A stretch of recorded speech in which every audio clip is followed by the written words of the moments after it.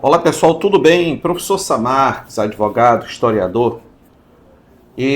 Aqui mais um vídeo no último dia do ano, são exatamente 20 horas do dia 31 de dezembro de 2025.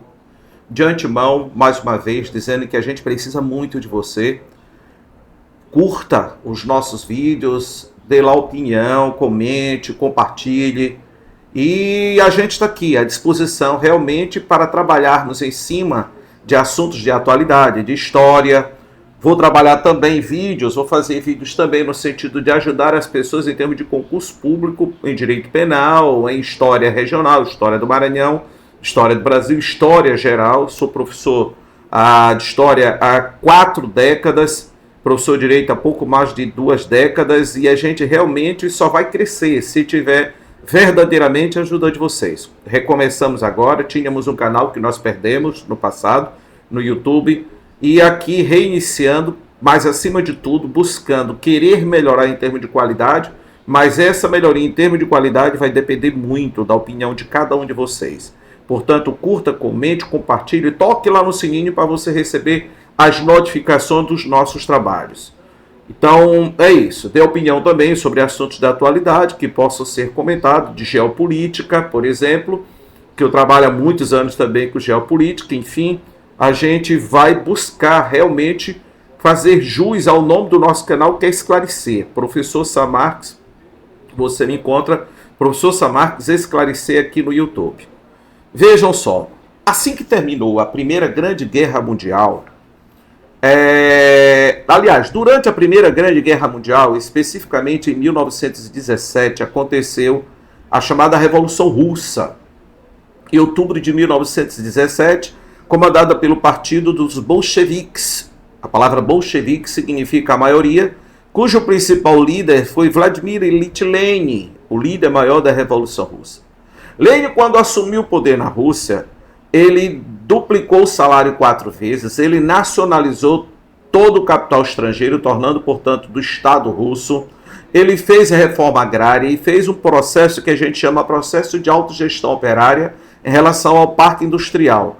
Ou seja, processo de autogestão, quer dizer, a administração própria dos operários. Então as fábricas ficaram sob o controle dos trabalhadores. Vejam só, a Primeira Grande Guerra Mundial começou em 1914 e terminou em 1918.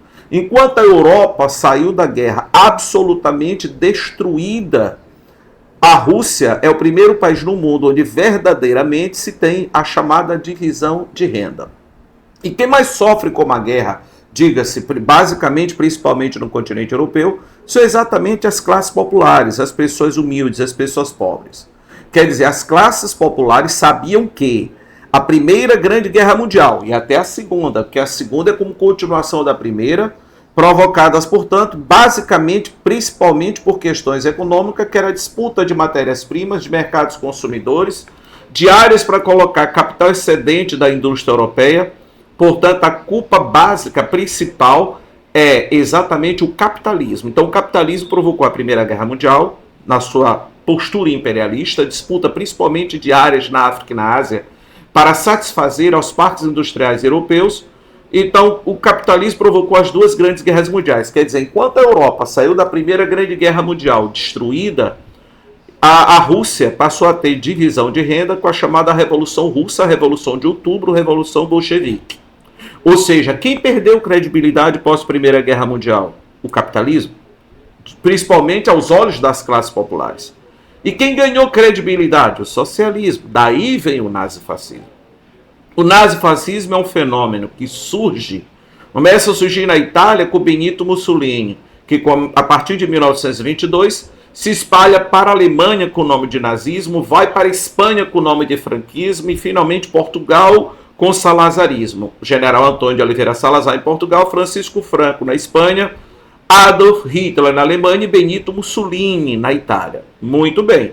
Então, qual é o objetivo primeiro do nazifascismo quando surge entre as 2 grandes guerras mundiais? Frear movimentos operários, frear as greves, frear movimentos trabalhadores que conduziam consigo ideias do socialismo, querendo, portanto, que a Revolução Russa se espalhasse na Europa, como pregou de forma imediata Leon Trotsky, que passou a disputar o poder na União Soviética a partir de 1924. pela sequência, em termos de liderança da Revolução Russa, o principal era Vladimir Lenin, depois Joseph Stalin e também Leon Trotsky. Então, Leon Trotsky pregava a Revolução Socialista por todo o mundo de maneira imediata. Então, o nazifascismo, principalmente, nasceu para combater o avanço do socialismo. O que prega o nazifascismo? Nacionalismo exagerado, nacionalismo exacerbado. Culto ao líder. Repare que Mussolini recebe a denominação de Duce, D-U-C-E, Duce. E Adolf Hitler, Führer, ou o que significa enfim, de maneira bem resumida, bem didática? Significa líder incontestável. Duce ou Führer significa líder incontestável. Ou seja, líder incontestável, aquele que não falha, aquele que não erra, aquele que é perfeito. Não interessa os interesses individuais, o que interessa é o Estado. Não pense, marche, por exemplo, deixe que Hitler pensa por você. Então, essa temática de visão coletiva, não é coletivismo, não é visão coletivista, de igualdade social, visão coletiva, quero não o interesse individual e sim o interesse do Estado, mas quem representa de maneira pura o poder do Estado é o próprio Führer, é o próprio Duce, que é o próprio líder. Então não cultue a Deus, cultue ao líder. Nacionalismo exagerado, era um regime xenófobo, ou seja, o ódio exagerado dos estrangeiros, nacionalismo exacerbado, militarização da sociedade. Repare que a extrema-direita do Brasil prega o militarismo, militarização da sociedade, como Hitler dizia, o expansionismo territorial, com o objetivo de espalhar aquilo de maneira louca, desvairada. Hitler pregava como raça pura o arianismo, conquistando assim o que ele chamava de espaço vital, que era a expansão da raça pura pelo mundo. Então o nazifascismo era um regime racista, antidemocrata, antiliberal, não esqueçam desse detalhe. É nacionalista exacerbado, é nacionalista exagerado, é antiliberal, é antidemocrata, é antipluripartidarismo, é contra o racionalismo, pregando o instinto militarista da sociedade, ao desenvolvimento do instinto militarista. Muito bem. E aí explode a Segunda Grande Guerra Mundial, que também teve lá a sua causa ideológica, a democracia versus nazifascismo. Mas a principal causa realmente é a causa econômica, é o capitalismo. Muito bem. De um lado tínhamos os aliados representando a democracia, tendo como principal cabeça, que só entrou em 1941, quando o Japão destruiu a base aeronaval norte-americana no Havaí de Pearl Harbor. E do outro lado, Estados Unidos, principal representante, mas temos também França e Inglaterra, e do outro lado o eixo. O bloco do eixo, que temos o Japão, do imperador Hirohito, nós temos a Alemanha, de Adolf Hitler, e nós temos a Itália, de Benito Mussolini. Portanto, do outro lado, nós temos o nazifascismo. Quem perdeu a Segunda Grande Guerra Mundial? O nazifascismo. O nazifascismo perdeu a Segunda Grande Guerra Mundial. E aí, como foi que o nazifascismo ficou sendo visto na Europa? De maneira absurdamente criminosa, extrema, um crime gravíssimo.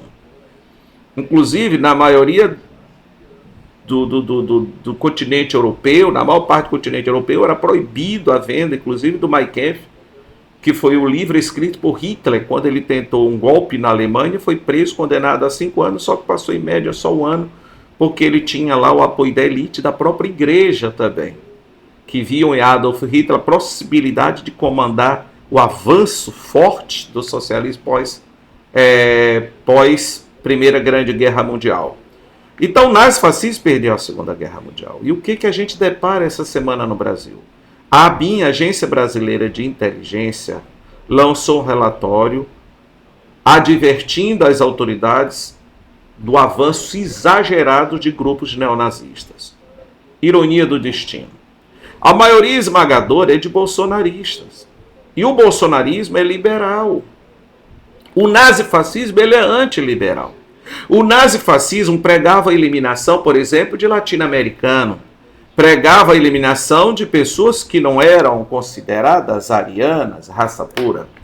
Era antidemocrata, antiliberal e nacionalista exacerbado, portanto, era um contra o internacionalismo.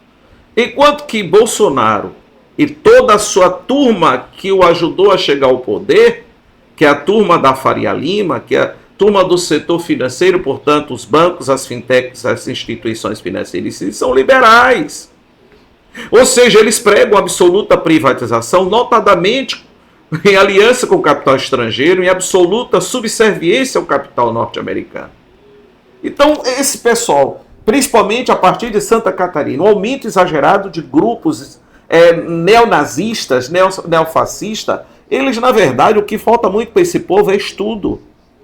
Porque o nazifascismo, ele pregava o nacionalismo exacerbado, enquanto o liberalismo prega a internacionalização, principalmente com subserviência ao capital estrangeiro. Olha, lógico, vou repetir. O nazifascismo é nacionalista exacerbado. Estado acima de tudo.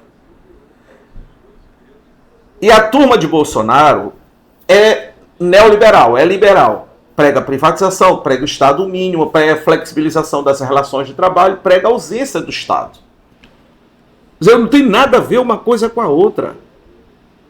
Além de que o nazifascismo pregava a eliminação dessas raças consideradas inferiores, a exemplo do povo latino-americano, a exemplo do brasileiro. Eles eram racistas, eles eram homofóbicos anti-estrangeiros, eles eram contra o internacionalismo. O nazifascismo nasceu para combater o liberalismo. O bolsonarismo é liberal. Então falta para essa turma extremista, essa turma radical, um bom banho de livros, um bom banho de leitura, uma boa conversa com os professores de história. E é um perigo. Detalhe, a pregação de ideias fascistas no Brasil está prevista no Código Penal, na lei penal brasileira, é crime. A pregação, inclusive em termos de preconceito, na lei 7716. Trabalho com violência, praticam violência contra negros, contra os homoafetivos. E é hora da Polícia Federal, é hora da Polícia Civil tomar uma decisão extrema no sentido de trabalhar com inteligência e descobrir esses novos ninhos da serpente do neofascismo, do neonazismo, que está crescendo muito no Brasil, como foi agora a advertência da própria Agência Brasileira de Inteligência. É uma situação arriscada, é extremismo de direita, são grupos de extrema direita e, acima de tudo, que praticam violência, abraçados que são com comportamento de puro preconceito. Feliz ano novo a todos, que Deus nos dê paz no nosso país e no mundo, nos proteja e que nós continuemos em 2016 com essa evolução econômica que o Brasil está tendo hoje e que volte a ser, sim, entre a quinta e a sexta economia do Brasil, como já chegou no primeiro governo de Luiz Inácio Lula da Silva. Tá?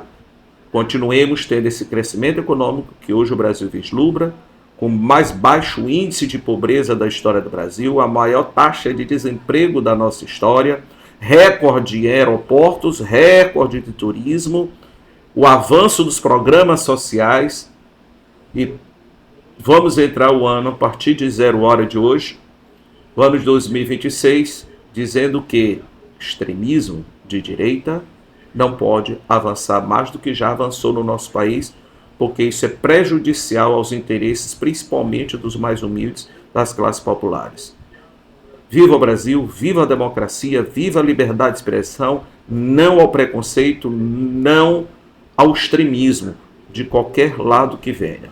Professor Samarques, mais uma vez eu peço a vocês que curtam, cliquem lá no sininho para receber notificações das nossas postagens, critiquem, evidentemente de maneira respeitosa, comentem, compartilhem, que realmente eu preciso de vocês para que esse canal possa crescer, tá ok? Feliz ano novo para todos, professor Samarques.